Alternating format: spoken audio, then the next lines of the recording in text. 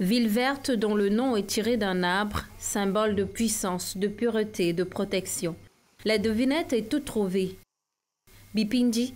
Les Allemands qui sont venus ici ont voulu connaître ce que la localité est exactement.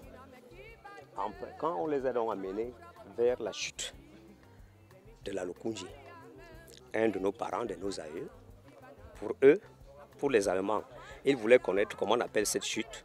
Pour le grand-père, comme il y avait beaucoup d'arbres et d'ébènes, à ce niveau, ils pensaient que les Allemands voulaient connaître comment on appelle ces arbres.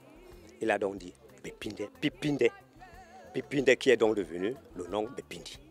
Donc Bepindi tire son origine de l'arbre qu'on appelle Pipinde, qui est l'arbre d'ébène. Créé le 24 avril 1995, Bipindi, l'unité administrative, est située dans le département de l'Océan au sud du Cameroun. Bipindi s'étend sur 29 villages. 29 villages. Je ne peux pas certifier exactement la superficie. 12 000 hectares de forêt luxuriante et généreuse.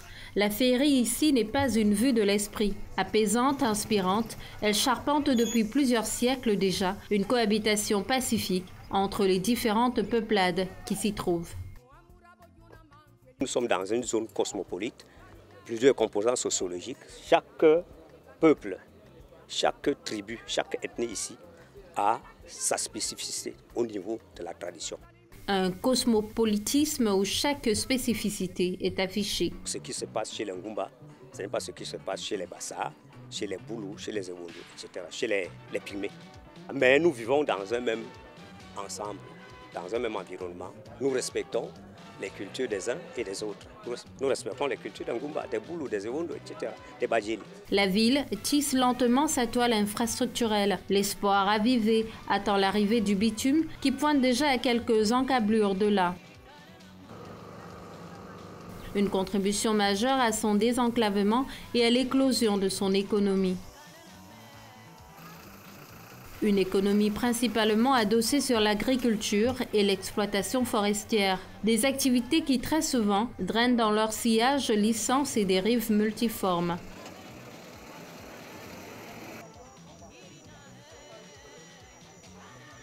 Planter un arbre, c'est nourrir son futur. L'exploitation forestière qui bat son plein dans notre arrondissement nous interpelle par rapport à l'initiative prise par des experts. Si on met le plan en terre pour servir de brise-vent, il faut statuer beaucoup sur la direction du vent.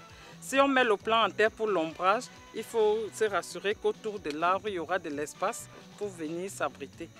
Si on met aussi pour maintenant les usages forestiers typiques, c'est-à-dire on a planté pour le bois d'œuvre en forêt, là on n'est pas obligé de se tenir à ces exigences. Le bien fondé de planter des arbres, si on s'en tient par exemple au cri d'alarme lancé à Durban en 2015, qui parlait déjà du recul des forêts.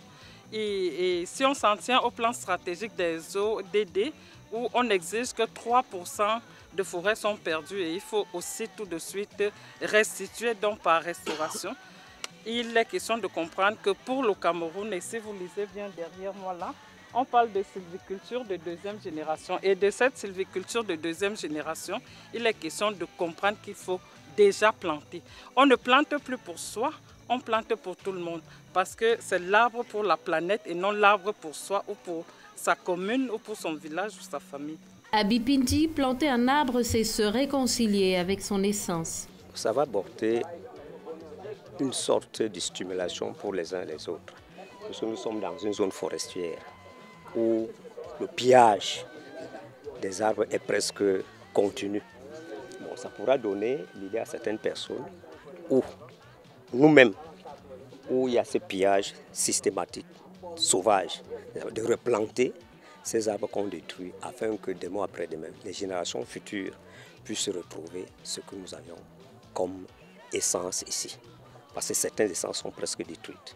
Le Bibinga, le Moabi, etc. Je ne peux pas les citer. Dernière obade avant son extinction programmée, elle observe. Elle épie apathique sa métamorphose. Quelquefois s'amuse, facétieuse et pleine d'interrogations. Serais-je encore là quand vos gènes, disséminés dans l'univers, viendront nourrir ces sous-bois, portés par le vent et les eaux. Tout dépend de vous.